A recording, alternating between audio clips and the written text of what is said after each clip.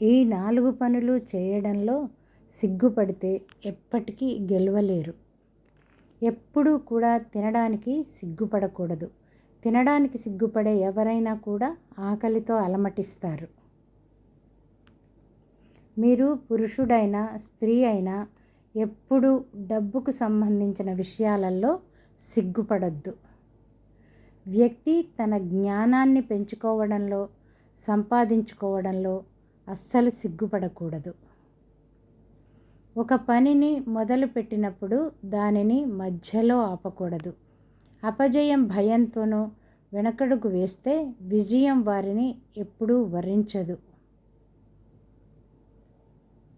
ఒక వ్యక్తి అపజయం గురించి ఆలోచించకుండా, భయపడకుండా పూర్తి చేస్తే విజయం తమదే అవుతుంది. పని విషయంలో సిగ్గు పడకూడదు.